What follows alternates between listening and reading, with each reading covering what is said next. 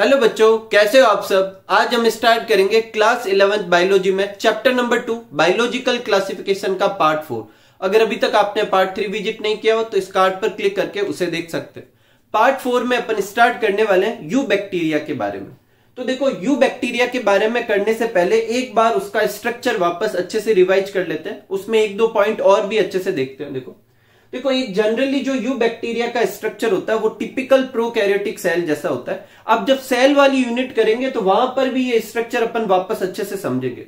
तो देखो, अगर बाहर से देखे तो एक बैक्टीरिया के चारों तरफ 3 लेयर होती है। जो सबसे अंदर लेयर होती है सेल मेम्ब्रेन, जो सब में होती है। उसके बाद उसके चारों तरफ होती है सेल वॉल, और सबसे बाहर एक और लेयर होती है जिसको क्या कहते हैं, ग्लाइकोकैलिक्स कहते हैं। और ये तीनों लेयर कलेक्टिवली क्या बनाती है, सेल एनवेलॉप बनाती है। सबसे बाहर क्या होती है, ग्लाइकोकैलिक्स, उसके अंदर क्या होती है, सेल वॉल, और सबसे अंदर क्या होती है, सेल मेम्ब्रेन। सेल मेम्ब्रेन जो होती है वो किसकी बनी होती है, लिपोप्रोटीन की। और सेल वॉल आप सब जानते हैं बैक्टीरिया के अंदर किसकी होती है, पेप्टिडोग्लाइकन की। आर्किबैक्टीरियम किसकी होती है, सुडोपेप्टिडोग्लाइकन की। और ये पेप्टिडोग्लाइकन किसका बना होता है, एमिनो एसिड और पॉलीसेकेराइड का। पॉलीसेकेराइड या कॉम्प्लेक्स शुगर कह सकते हैं। और वो शुगर कौन कौन सी होती है, NAG और NAM। NAG की फुल फॉर्म क्या होती है, एन एसिटाइल ग्लूकोसोमाइन। और NAM की फुल फॉर्म क्या होती है, एन एसिटाइल म्यूरेमिक एसिड। ठीक है, तो ये दो तो होती है शुगर, इसके साथ एमिनो एसिड आपस में जुड़कर ऐसे एक स्पेशल स्ट्रक्चर बनाते हैं जिसको क्या कहते हैं, पेप्टिडोग्लाइकन। और उसकी सेल वॉल जो होती है बनी हुई होती है। तो बैक्टीरिया में सेल वॉल किसकी बनी होती है, पेप्टिडोग्लाइकन की, जिसमें क्या क्या होता है, एमिनो एसिड और पॉलीसेकेराइड होते हैं। कौन से, NAG और NAM। ठीक है, ये तो हो गया सेल मेम्ब्रेन, सेल वॉल। इसके चारों तरफ जो सबसे बाहर वाली लेयर की वो क्या थी, ग्लाइकोकैलिक्स। ये दो तरीके से हो सकती है, या तो थिन लूज लेयर के फॉर्म में होगी और वो सिर्फ किसकी बनी होगी, पॉलीसेकेराइड की, तब इसे कहेंगे स्लाइम लेयर। और अगर थिक टफ अगर स्ट्रक्चर है जो कि पॉलीपेप्टाइड और पॉलीसेकेराइड दोनों का बना हुआ है, तब उसे क्या कहेंगे, कैप्सूल कहेंगे। अगर इन दोनों को कंपेयर किया जाए तो कैप्सूल ज्यादा टफ होने के साथ साथ ज्यादा जो है प्रोटेक्शन देता है। तो अगर कोई बैक्टीरिया के चारों तरफ कैप्सूल है तो वो ज्यादा प्रोटेक्टिव होगा। अगर वो पैथोजेनिक है तो ज्यादा वायरुलेंट होगा, ज्यादा पैथोजेनिक होगा। ठीक है, तो एक बैक्टीरिया के चारों तरफ कितनी लेयर हो गई, 3 लेयर हो गई। और आगे अंदर चलते हैं। अंदर क्या होगा, साइटोप्लाज्म, जिसमें मेम्ब्रेन बाउंड कोई स्ट्रक्चर नहीं होंगे। क्या होगा, सर्कुलर डबल स्ट्रैंडेड DNA होगा। जिस जगह पर ये होगा उसे अपन ने क्या कहा था, न्यूक्लियोइड कहेंगे। ठीक है, इसके अलावा राइबोसोम होगा। कौन से टाइप का होगा, 70S टाइप का होगा। ये सब अपन कर चुके हैं। इसके अलावा सेल अंदर की तरफ इनवेजिनेट होकर मीजोसोम बना सकती है। मीजोसोम क्या करेगी, रेस्पिरेटरी अपने माइटोकॉन्ड्रिया की तरह काम करेगी। ठीक है, इसके अलावा देखो उसके अंदर कुछ स्टोरेज ग्रेन्यूल्स भी हो सकते हैं जिसमें कुछ ना कुछ स्टोर रहता है, जिन्हें इंक्लूजन बॉडीज भी कहते हैं। ठीक है, और क्या क्या हो सकता है, देखो ये सब तो अपन ने कर लिया। अब एक है ना, बैक्टीरिया के ऊपर एक लॉन्ग हेयर लाइक स्ट्रक्चर हो सकता है। और अगर ये है तो वो क्या होगा, मोटाइल होगा। जरूरी नहीं हमेशा हो, अगर नहीं है तो नॉन मोटाइल, अगर है तो मोटाइल। और इस स्ट्रक्चर को क्या कहेंगे, फ्लैजिलम। अगर एक से ज्यादा है तो फ्लैजिला, एक है तो फ्लैजिलम, और एक से ज्यादा हो सकते हैं।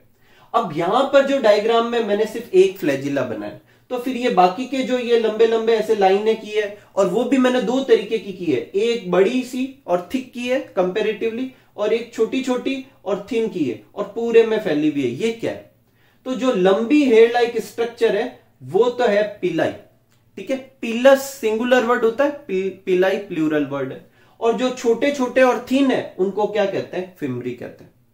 अब जो पिलाई जो होता है वो बेसिकली क्या करते हैं, जब बैक्टीरिया का रिप्रोडक्शन होता है, कॉन्जुगेशन तरीके से अपन ने देखा था रिप्रोडक्शन, तो उसमें 2 बैक्टीरिया एक दूसरे के पास में आते हैं, तो पिलाई जो होते हैं उसमें क्या करते हैं, हेल्प करते हैं। और फिम्बरी जो होते हैं वो भी क्या करते हैं, अटैचमेंट में क्या कर सकते हैं, हेल्प कर सकते हैं। इन दोनों में फर्क क्या है, पिलाई कंपेरेटिवली ज्यादा क्या होते हैं, बड़े होते हैं। ठीक है, पिलाई जो होता है कॉन्जुगेशन में हेल्प करते हैं, इसलिए इन्हें सेक्स पिलाई भी कहते हैं। ठीक है, तो ये सब एक जनरल यू बैक्टीरिया के बारे में होता है। ये आप डायग्राम में समझ लेते हैं, इसके बारे में डिस्क्रिप्शन लिखने की कोई नीड नहीं है, डायग्राम में ही अपन कर लेते हैं। अब अपन एक एक करके जितने भी यू बैक्टीरिया अपनी NCERT में दे रखे हैं वो करते हैं। तो सबसे पहले लेते हैं कीमोसिंथेटिक ऑटोट्रॉफ। तो कीमोसिंथेटिक ऑटोट्रॉप अपन पहले भी पढ़ चुके हैं। इस कैटेगरी के जो बैक्टीरिया होंगे वो ऑटोट्रॉप होंगे, मतलब अपना फूड खुद सिंथेसिस करेंगे, लेकिन फूड सिंथेसिस के लिए जो एनर्जी रिक्वायर्ड होगी वो सनलाइट से नहीं लेंगे, वो किससे लेंगे, किसी और केमिकल का ऑक्सीडेशन करेंगे, उससे जो एनर्जी जनरेट होगी उस एनर्जी का इस्तेमाल करके क्या करेंगे, फूड बनाएंगे।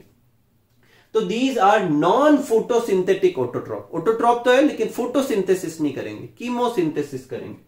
They oxidize various inorganic substances such as nitrate, nitrites, ammonia and release energy। और ये एनर्जी का यूज वो क्या करेंगे, फूड फॉर्मेशन में करेंगे। अगर इनकी इकोनॉमिक इंपोर्टेंस, देखो आज जो भी टॉपिक होगा उस सबके नीचे इकोनॉमिक इंपोर्टेंस लिखेंगे। इकोनॉमिक इंपोर्टेंस का मतलब है वो उनके बारे में यूजफुल पॉइंट या फिर उनके हार्मफुल इफेक्ट, आप सही सुन रहे हैं, अगर हार्मफुल इफेक्ट है वो भी अपन को इकोनॉमिक इंपोर्टेंस में लिखना है, अगर उनसे कुछ बेनिफिट है वो भी अपन को इकोनॉमिक इंपोर्टेंस के अंदर लिखना है। अगर आर्की बैक्टीरिया की इकोनॉमिक इंपोर्टेंस की बात की जाए तो अपन मिथेनोजन बैक्टीरिया के बारे में लिख सकते हैं, उनसे अपन गोबर गैस बनाते हैं या बायोगैस बनाते हैं, ठीक है। और वो जो होते हैं, जो जितने भी रूमिनेंट्स होते हैं उनके अंदर सेलुलोज डाइजेशन में हेल्प करते हैं, तो ये उसके कुछ पॉइंट हो जाएंगे, ठीक है। तो कीमोसिंथेटिक की इंपोर्टेंस क्या है कि ये क्या करते हैं, कीमोसिंथेसिस करने के लिए एनर्जी रिक्वायर्ड होती है, और एनर्जी के लिए क्या करते हैं, कुछ केमिकल का ऑक्सीडेशन करते हैं, और उस ऑक्सीडेशन के चक्कर में ये क्या करते हैं, नाइट्रोजन, फास्फोरस, आयरन, सल्फर, इन सब का रिसाइक्लिंग करेंगे। जब अपन नाइट्रोजन फिक्सेशन वाला टॉपिक करेंगे, आने मतलब आगे के चैप्टर में आएगा, यहां पर करके डिटेल इस लेक्चर को और बड़ा करने की कोई नीड नहीं है। आने वाले चैप्टर में नाइट्रोजन फिक्सेशन आपकी डिटेल में आएगा, और जितने भी ये रिसाइकलिंग के साइकिल है वो सारे आपके आगे आएंगे, कुछ आपके 12th की बुक में भी दे रखे हैं, तब अपन अच्छे से कर लेंगे। अभी के लिए सिर्फ इतना सा याद रखो कि इन सारे जितने भी ये साइकिल होते हैं, nitrogen cycle, phosphorus cycle, sulphur cycle, उनमें जो बैक्टीरिया होते हैं वो बैक्टीरिया इस कैटेगरी के होते हैं, कीमोसिंथेटिक बैक्टीरिया, और वो रिसाइकलिंग में क्या करते हैं, काम करते हैं। एग्जाम्पल जैसे नाइट्रोसोमोनास, नाइट्रोकोकस, नाइट्रोबैक्टर, ये आप नाइट्रोजन फिक्सेशन वाले चैप्टर में नाम वापस सुनेंगे। नेक्स्ट है हेट्रोट्रोपिक बैक्टीरिया। हेट्रोट्रोपिक बैक्टीरिया वो होते हैं जो अपना फूड खुद सिंथेसिस नहीं कर पाते। अगर पूछा जाए कि मेजोरिटी ऑफ बैक्टीरिया कौन से होते हैं, तो वो हेट्रोट्रोपिक बैक्टीरिया ही होते हैं, ठीक है।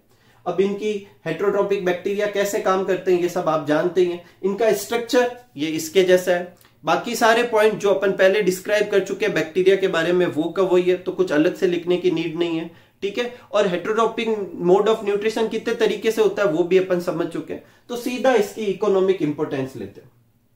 तो एक तो ये डीकंपोजर की तरह बिहेव करते हैं। डीकंपोजर क्या होता है, देखो फूड चेन में मैंने पहले भी बताया, एक होता है प्रोड्यूसर जो फूड बनाते हैं, एक होता है कंज्यूमर जो क्या करते हैं, फूड को कंज्यूम करते हैं। जब प्रोड्यूसर और कंज्यूमर की डेथ हो जाती है तो उनको डिग्रेड करके उनके अंदर के जो भी न्यूट्रिएंट्स है, जो भी एलिमेंट है, उन्हें वापस नेचर में डालना, वो क्या कहलाता है, डीकंपोजिंग करना, बोले तो रिसाइकलिंग करना। जो भी डेड और डिकेड सब्सटेंस है उनको तोड़ना, ये क्या कहलाता है, डीकंपोजर कहलाता है। और डीकंपोजर में फंगस भी काम करते हैं लेकिन बैक्टीरिया भी काम करते हैं।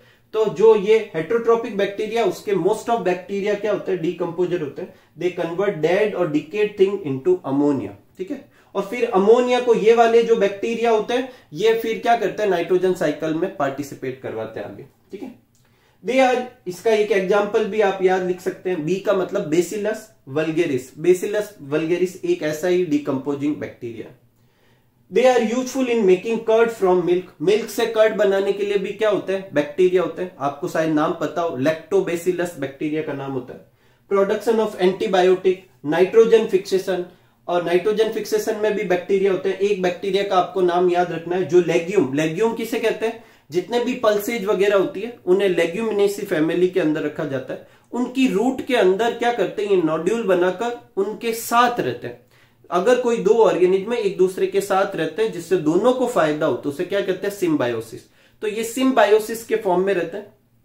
ये उन लेग्यूम प्लांट की रूट में रहते हैं, वहां पर उनको शेल्टर मिल जाता है, फूड वगैरह मिल जाता है, और बदले में ये क्या करते हैं, नाइट्रोजन फिक्सेशन करते हैं।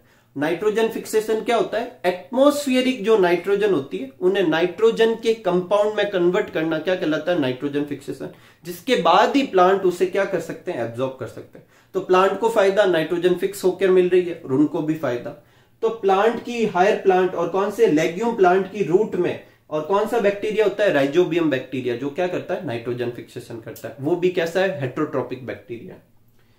ये पैथोजन भी होते हैं, जितने भी पैथोजेनिक बैक्टीरिया होते हैं सब इसी कैटेगरी के होते हैं, जैसे कोलेरा, टाइफाइड, टिटनस, ये सब बीमारियां जो होती है जिन बैक्टीरिया से भी फैलती है वो सब हेट्रोट्रोपिक बैक्टीरिया।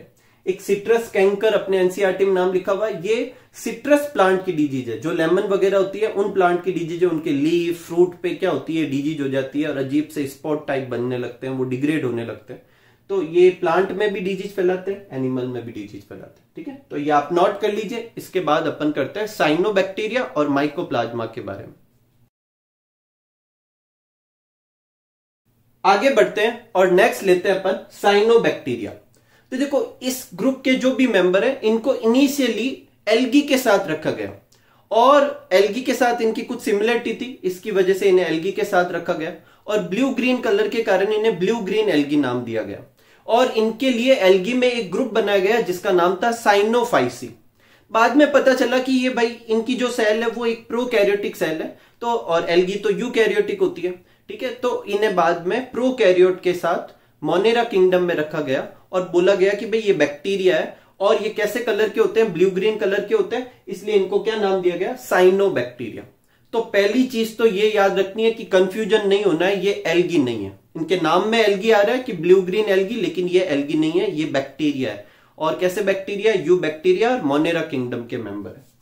और ये अर्थ पर सबसे पहली बार ऑक्सीजेनिक फोटो ऑटोट्रॉप्स थे। देखो, अगर आपको पूछे कि सबसे पहले ऑटोट्रॉप्स कौन से थे, तो वो कीमो ऑटोट्रॉप्स थे। ऑफ कोर्स वो बैक्टीरिया ही थे। सबसे पहले मेंबर कौन सा है? बैक्टीरिया है। सबसे पहली बार जो है ऑटोट्रॉप मोड से न्यूट्रिशन किसने किया? बैक्टीरिया ने किया, लेकिन वो कीमो ऑटोट्रॉप थे। सबसे पहली बार जो है वो क्या कहते हैं अपने ऑटोट्रॉप, और वो भी ऐसे ऑटोट्रॉप जिन्होंने ऑक्सीजन प्रोड्यूस की, फोटोसिंथेसिस किया, वो भी बैक्टीरिया ही थे। और कौन से थे? साइनोबैक्टीरिया थे। तो फर्स्ट ऑक्सीजेनिक फोटो ऑटोट्रॉप थे। They have chlorophyll A. देखो, एक चीज आज के बाद याद रखना, जब आप आगे पढ़ेंगे अपने इस साल फोटोसिंथेसिस वाला चैप्टर आएगा, उसमें डिफरेंट टाइप के अपन को फोटो वो पिगमेंट समझाए जाएंगे। अगर किसी भी ऑर्गेनिज्म में क्लोरोफिल ए है तो वो फोटोसिंथेसिस करके ऑक्सीजन जरूर प्रोड्यूस करेगा। अगर उसमें क्लोरोफिल ए नहीं है, बाकी पिगमेंट देखना ही नहीं है, क्लोरोफिल ए नहीं है, तो वो कभी भी ऑक्सीजेनिक फोटोसिंथेसिस नहीं कर पाएगा। तो इसमें हायर प्लांट की तरह क्लोरोफिल ए होता है, इसका मतलब ये ऑक्सीजेनिक फोटोसिंथेसिस करता है। इसके अलावा इसके अंदर बीटा कैरोटीन और सी फाइकोसाइनिन और सी फाइकोइरिथ्रिन होता है। सी इसलिए लगा है क्योंकि ये साइनोबैक्टीरिया में, क्योंकि ये नाम आपको एल्गी में भी सुनने को मिलेंगे। फाइकोसाइनिन जो होता है वो ब्लू कलर का पिगमेंट होता है और फाइकोइरिथ्रिन जो है वो रेड कलर का पिगमेंट होता है। ठीक है, तो इनमें रेड कलर का भी पिगमेंट है, ब्लू कलर का भी पिगमेंट है, ग्रीन कलर का भी पिगमेंट है। तो ये साइनोबैक्टीरिया के बारे में। ठीक है, अब आगे देखते हैं। देखो, साइनोबैक्टीरिया जो होते हैं वो कैसे मतलब होते हैं, तो जनरली आपको पता है कि प्रोकैरियोटिक सारे कैसे होते हैं? यूनिसेलुलर होते हैं। ठीक है, क्योंकि एक ही सेल होती है प्रोकैरियोटिक सेल, तो ये यूनिसेलुलर होने चाहिए। अब कुछ जो ऑर्गेनिज्म है वो कॉलोनियल फॉर्म में भी होते हैं और फिलामेंटस फॉर्म में भी होते हैं। इसको समझते हैं। देखो, इसको समझने के लिए अगली लाइन समझते हैं कि जो इस ग्रुप के जो मेंबर है उनकी सेल के चारों तरफ एक जिलेटिन की कवरिंग होती है और इस जिलेटिन की चिपचिपी कवरिंग की वजह से कभी कभी तो ये अलग रहते हैं, कभी कभी ये ग्रुप बना लेते हैं, एक दूसरे से चिपक से जाते हैं। और चिपक के अगर इस फॉर्म में बनाते हैं तो अपन कहेंगे कि भाई कॉलोनियल साइनोबैक्टीरिया। और अगर चिपक चिपक के ऐसे फिलामेंट जैसा स्ट्रक्चर बना लेते हैं तो फिलामेंटस होते हैं। तो साइनोबैक्टीरिया जो होते हैं 3 फॉर्म में हो सकते हैं। यूनिसेलुलर मतलब सिंगल, ठीक है, सोलिटरी भी कह सकते हैं, इसका एग्जाम्पल है स्पाइरुलिना। ठीक है, कॉलोनियल के फॉर्म में हो सकते हैं, इसका एग्जाम्पल है एनाबिना। और फिलामेंटस फॉर्म में हो सकते हैं, इसका एग्जाम्पल है नॉस्टॉक और ऑसिलेटोरिया। ठीक है, तो ये अपने फिलामेंटस फॉर्म अपनी बुक में डायग्राम दे रखा है, ये नॉस्टॉक का, ये कॉलोनियल फॉर्म एनाबिना में होती है और यूनिसेलुलर एक सिंगल के फॉर्म में भी हो सकता है जैसे स्पाइरुलिना होती है। कोई तकलीफ नहीं, आगे बढ़ते हैं। कहां पर प्रेजेंट होते हैं, तो ये फ्रेश वाटर में भी हो सकते हैं। फ्रेश वाटर का मतलब आप अच्छे से याद रखें, फ्रेश वाटर का मतलब होता है ऐसा वाटर जिसमें सॉल्ट ना हो। ठीक है, तो फ्रेश वाटर में हो सकते हैं, मरीन वाटर में हो सकते हैं, टेरिस्ट्रियल भी हो सकते हैं। ठीक है, तो ये सब इसके बारे में। अब देखो इसका जो डायग्राम है, इस डायग्राम में एक बहुत ही इंपॉर्टेंट चीज है, उसको अच्छे से समझते हैं। देखो इसके डायग्राम में ये जो डॉट डॉट करके चारों तरफ बनाया हुआ, ये तो म्यूसिलेजीनियस या जिलेटिन की क्या है, कवरिंग है, ठीक है, जो इन्हें क्या करती है, प्रोटेक्ट करके रखती है, आसपास के वाटर से भी प्रोटेक्ट करती है। प्रोटेक्शन भी तो होना चाहिए, नहीं तो पानी में ये खराब भी हो सकती है। अब देखो यहां पर जितने भी ये सेल सब साथ में थी, इसमें से कुछ ऐसी सेल होती है जो देखो नॉन ग्रीन दिख रही है। इन नॉन ग्रीन सेल को क्या कहते हैं, हेट्रोसिस्ट कहते हैं। और ये ऐसी क्यों है, इसको समझते हैं। तो देखो ये जो सब ग्रुप में साथ में रह रहे हैं, इसमें से कुछ सेल जो होती है नाइट्रोजन फिक्सेशन करती है। अभी मैंने बताया नाइट्रोजन फिक्सेशन क्या होती है, एटमॉस्फेरिक नाइट्रोजन को नाइट्रोजन के कंपाउंड में कन्वर्ट करना नाइट्रोजन फिक्सेशन कहलाता है। इसके बारे में बाद में अपन डिटेल में देखेंगे क्यों होता है, क्या होता है, सब कुछ। अब नाइट्रोजन फिक्सेशन करने के लिए एक एंजाइम जरूरी होता है जिसे कहते हैं नाइट्रोजिनेज एंजाइम। और ये नाइट्रोजिनेज एंजाइम तब तक काम नहीं करता जब तक एनएरोबिक कंडीशन ना हो। एरोबिक कंडीशन में ये काम नहीं करेगा। अब ये बाकी की जो सारी सेल है, इसमें तो फोटोसिंथेसिस हो रहा है और वो भी ऑक्सीजनिक, तो ऑक्सीजन प्रोड्यूस होगी। तो ये जो सेल है जिसमें नाइट्रोजन फिक्सेशन होना है, उसमें ऑक्सीजन प्रोड्यूस तो नहीं हो सकती। यही वजह कि इनमें पिगमेंट नहीं होता, क्लोरोफिल ए वाला पिगमेंट नहीं होता। पिगमेंट नहीं है तो फोटोसिंथेसिस नहीं हो रहा, ऑक्सीजन प्रोड्यूस नहीं हो रही। ऑक्सीजन प्रोड्यूस नहीं हो रही है तो फिर क्या हो रहा है, नाइट्रोजन फिक्सेशन वाला एंजाइम क्या कर सकता है, काम कर सकता है। साथ में आसपास से नाइट्रोजन वो ऑक्सीजन डिफ्यूज ना हो जाए, इसलिए यहां की जो सेल होती है वो थिक वॉल्ड होती है। तो ये जो डिफरेंट सेल दिख रही है पूरे स्ट्रक्चर में, जो नॉन ग्रीन है, थिक वॉल्ड है, उसे कहते हैं हेट्रोसिस्ट। तो हेट्रोसिस्ट नॉन ग्रीन होती है, इसकी सेल वॉल थिक होती है, इसमें नाइट्रोजन फिक्सेशन होता है और इसके अंदर नाइट्रोजिनेज एंजाइम होता है जिसको ऑक्सीजन नहीं चाहिए, एनएरोबिक कंडीशन चाहिए। और एनएरोबिक रहे, इसी वजह से यहां फोटोसिंथेसिस नहीं हो रहा, ग्रीन पिगमेंट भी नहीं, कोई तकलीफ नहीं। आगे बढ़ते। तो हेट्रोसिस किससे रिलेटेड होता है, नाइट्रोजन फिक्सेशन से। इसका मतलब जो साइनोबैक्टीरिया के कुछ मेंबर जो है वो नाइट्रोजन फिक्सेशन कर सकते हैं, सारे करे जरूरी नहीं लेकिन मेंबर करते हैं, ठीक है। अब देखो इसके बारे में कुछ स्पेशल पॉइंट जो सिर्फ साइनोबैक्टीरिया में होते हैं, बाकी बैक्टीरिया से अलग। एक तो देखो प्रोकैरियोट ऐसे होते हैं जिनमें मेम्ब्रेन बाउंड स्ट्रक्चर नहीं होते, ये अपन ने देखा था, लेकिन साइनोबैक्टीरिया में मेम्ब्रेन बाउंड स्ट्रक्चर होता है। और ये मेम्ब्रेन बाउंड स्ट्रक्चर में ही ये सारे क्या होते हैं, पिगमेंट होते हैं। और इन मेम्ब्रेन बाउंड स्ट्रक्चर को कहते हैं क्रोमेटोफोर। और ये क्रोमेटोफोर के अंदर ये पिगमेंट होते हैं जिनकी वजह से फोटोसिंथेसिस हो सकता है और ऑक्सीजन प्रोड्यूस होती है। और कुछ साइंटिस्ट जो होते हैं इन्हीं क्रोमेटोफोर को लेमिला या थाइलेकॉइड कहते हैं। थाइलेकॉइड बेसिकली हायर प्लांट जो होते हैं उनकी सेल के अंदर जो क्लोरोप्लास्ट होता है उनके अंदर स्ट्रक्चर होते हैं जहां पर पिगमेंट रहते हैं। तो उन्होंने कंपेयर करने के लिए बोला कि ये थाइलेकॉइड जैसे है, इसलिए थाइलेकॉइड भी कहते हैं, लेकिन एक्चुअल में सही नाम इसके लिए क्या है, क्रोमेटोफोर। तो अगर आपको कभी कोई पूछे कि क्या कोई ऐसी प्रोकैरियोटिक सेल है जिसमें मेम्ब्रेन बाउंड स्ट्रक्चर है, तो ब्लू ग्रीन एल्गी या साइनोबैक्टीरिया, इसमें होता है कौन सा, होता है क्रोमेटोफोर। अगर आप किसी ब्लू ग्रीन एल्गी का स्ट्रक्चर देखेंगे तो उसके अंदर का जो साइटोप्लाज्म है वो दो पार्ट में डिवाइड रहता है। एकदम सेंटर में जो साइटोप्लाज्म है वो एकदम कलरलेस होगा और बाहर की तरफ जो साइटोप्लाज्म है वो कलरफुल होता है, क्योंकि बाहर वाले पार्ट के अंदर ये क्रोमेटोफोर होता है और पिगमेंट होते हैं, ठीक है। यही वजह है कि बाहर वाले पार्ट को क्या कहते हैं, क्रोमोप्लाज्म भी कहते हैं। क्रोमोप्लाज्म क्यों कहते हैं, क्योंकि उसमें कलर वाले पिगमेंट होते हैं। क्रोमेटोफोर प्रेजेंट होंगे तो वो कलर पार्ट होता है, ठीक है। अब देखो आगे देखो, सेकंड है कि have gas vacuole help in buoyancy. देखो इसके अंदर क्या होती है, गैस वैक्यूल होती है जो इन्हें फ्लोट करने में क्या करती है, हेल्प करती है। अब यहां पर कुछ साइंटिस्ट ऐसा मानते हैं कि गैस वैक्यूल भी एक मेम्ब्रेन बाउंड स्ट्रक्चर है, और कुछ का कंसेप्ट ये है कि ये जस्ट एक बबल है, कोई मेम्ब्रेन बाउंड स्ट्रक्चर नहीं। जो भी है, आपको पूछे कि साइनोबैक्टीरिया में गैस वैक्यूल होती है तो होती है, जो क्या करती है, बायोन्सी देती है, ठीक है। और इनके अंदर फ्लैजिला नहीं होती, ठीक है। अब आगे बढ़ते हैं, इकोनॉमिक इंपोर्टेंस लेते हैं, जिसमें अपन इस बैक्टीरिया के दोनों पॉइंट देखेंगे, मतलब अच्छे पॉइंट भी और खराब पॉइंट भी, ठीक है। तो अगर इसके इकोनॉमिक इंपोर्टेंस में सबसे पहले इसके बेनिफिट से स्टार्ट करते हैं, तो ये नाइट्रोजन फिक्सेशन करते हैं। अभी अपन ने देखा कि ये क्या कर सकते हैं, एटमॉस्फेरिक नाइट्रोजन को नाइट्रोजन के कंपाउंड में चेंज कर सकते हैं। ऐसा करने के लिए इनके पास हेट्रोसिस्ट होती है, नाइट्रोजिनेज एंजाइम होते हैं। अब ये जो परफॉर्म करने का तरीका है, ये भी दो तरीके से हो सकता है। या तो ये किसी के साथ में रहे और सिम्बायोसिस फॉर्म में रहे, उनको ये नाइट्रोजन फिक्सेशन करके दे, बदले में ये उनसे कुछ ले, ताकि दोनों को ही फायदा हो। एक तरीका ये हो सकता है। और या फिर ये अकेले फ्री लिविंग फॉर्म में भी कर सकते हैं। तो जो नाइट्रोजन फिक्सेशन है वो दो तरीके से हो सकता है, सिम्बायोटिक नाइट्रोजन फिक्सेशन और फ्री लिविंग नाइट्रोजन फिक्सेशन।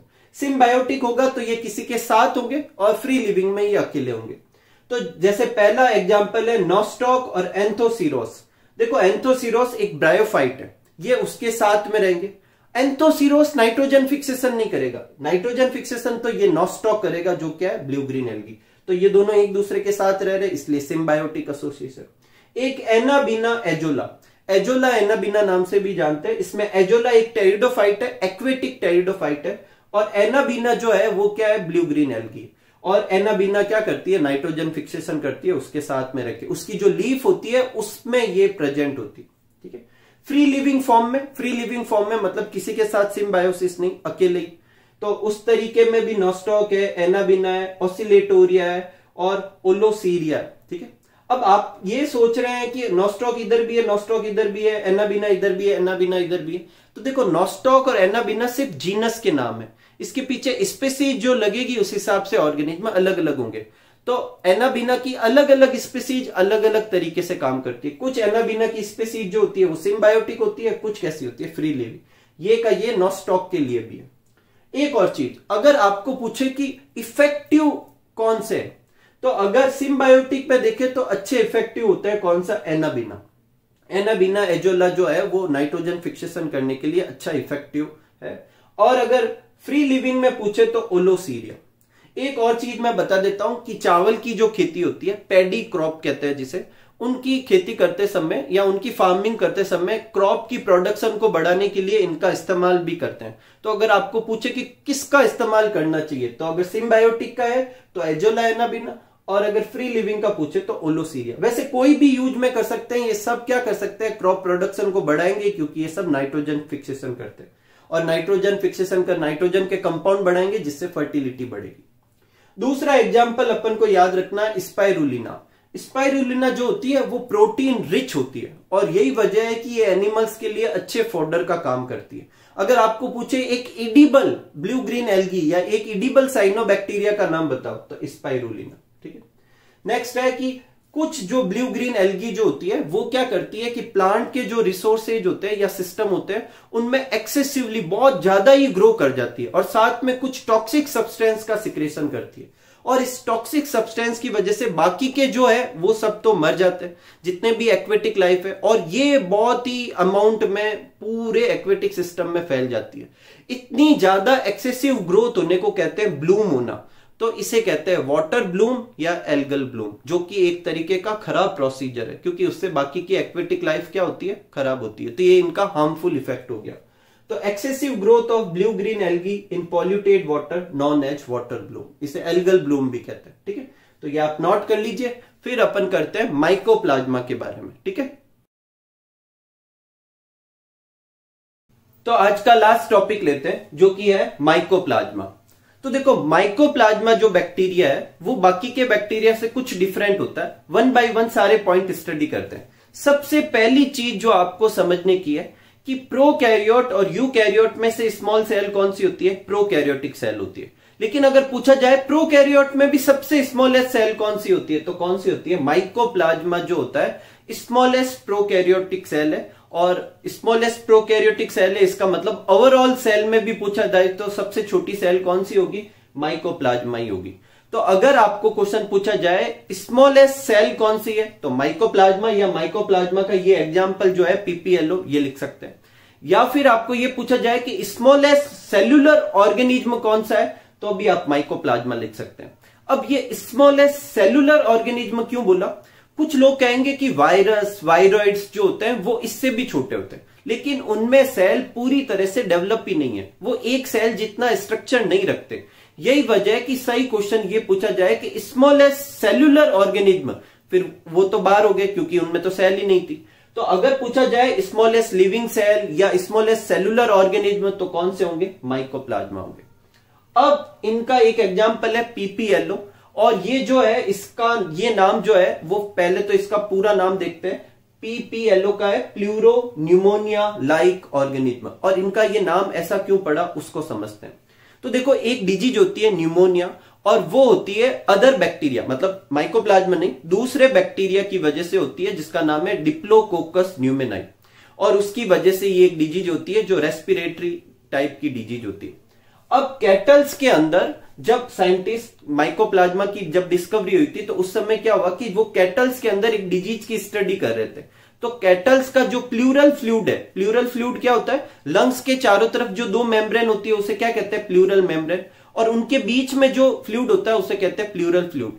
तो उसके प्लूरल फ्लूइड में उनको ये पैथोजन मिला, और जब देखा तो ये पैथोजन ठीक वैसी ही डिजीज कॉज कर रहा था जैसे निमोनिया के केस में हो रही, लेकिन पैथोजन अलग था, वो नहीं था जो जनरली होता है। तो इन्होंने उन पैथोजन को नाम दिया कि भाई ये निमोनिया लाइक ऑर्गेनिज्म है, मतलब निमोनिया जैसे ऑर्गेनिज्म, और कहां पर प्रेजेंट है, प्लूरल फ्लूइड में, इसलिए इनको क्या नाम दिया गया, प्लूरो न्यूमोनिया लाइक ऑर्गेनिज्म। तो ये जो नाम है ये इनकी डिस्कवरी से रिलेटेड है। तो इनकी ये discovered in pleural fluid of kettles and produce pneumonia like disease. कोई तकलीफ नहीं, आगे बढ़ते देखो।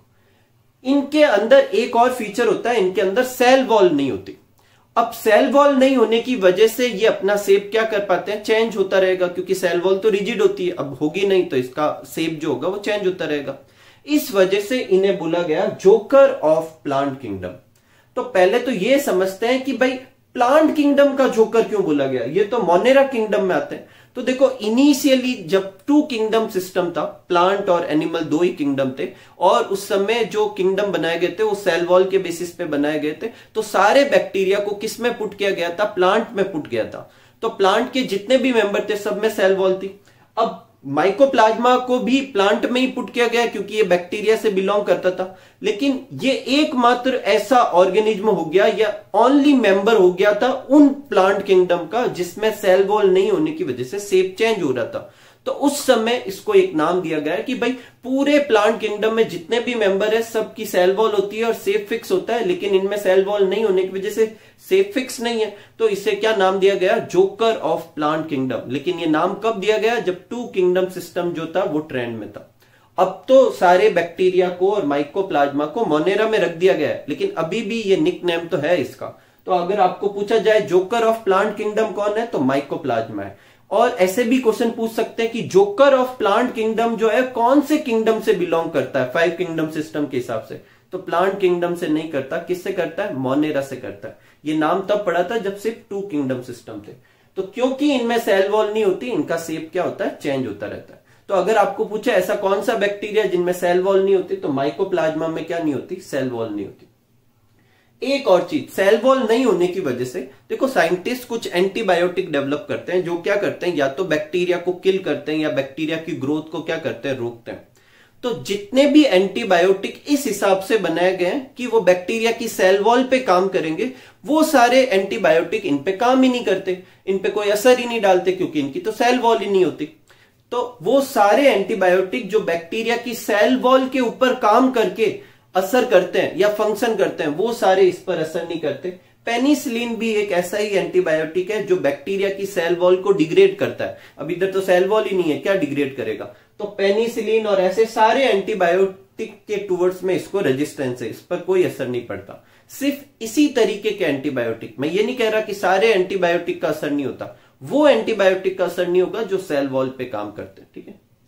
एक इनमें और अलग फीचर होता है कि इनका जो डीएनए है वो लीनियर डीएनए। अभी तक अपन ने देखा था कि प्रोकैरियोट्स में और बैक्टीरिया में कैसा डीएनए होता है, सर्कुलर डीएनए होता है, जबकि इनका डीएनए कैसा है, लीनियर डीएनए। तो इनमें सेल वॉल नहीं होती, ये अलग फीचर है। इन पे वो सारी एंटीबायोटिक असर नहीं करती जो सेल वॉल पे काम करती है, ये भी अलग फीचर है। और इनका डीएनए कैसा होता है, लीनियर डीएनए होता है, ये भी अलग फीचर है। ये फैकल्टेटिव एनारोब्स होते हैं। फैकल्टेटिव एनारोब्स का क्या मतलब है कि जनरली ये एरोबिक होंगे, लेकिन ये एनएरोबिक मोड पे क्या कर सकते हैं, स्विच कर सकते हैं, मतलब ऑप्शनल एनएरोब्स है। ऑप्शनल एनएरोब्स का क्या मतलब है कि जनरली एरोब्स है, लेकिन नीड पड़े तो एनएरोबिक भी हो सकते हैं। इसका मतलब ये ऑक्सीजन के बिना भी क्या कर सकते हैं, सर्वाइव कर सकते हैं। ऑक्सीजन मिले तब तो अच्छी बात है, लेकिन ना मिले तो भी ये सर्वाइव कर सकते हैं। और लास्ट पॉइंट है कि ये जो है प्लांट और एनिमल दोनों में डिजीज को क्या करते हैं, कॉज करते हैं। इसका मतलब प्लांट और एनिमल दोनों के लिए पैथोजन का काम करते हैं, ठीक है। तो इसी के साथ अपने यू बैक्टीरिया में जितने भी अपना डिस्क्रिप्शन था कंप्लीट होता है और इसी के साथ अपना मोनेरा किंगडम भी कंप्लीट होता है। नेक्स्ट वीडियो में अपन स्टार्ट करेंगे प्रोटिस्टा किंगडम। तब तक आप सब लोग खूब सारा हार्डवर्क कीजिए, खूब खुश रहिए, खूब मस्त रहिए। Thank you for watching.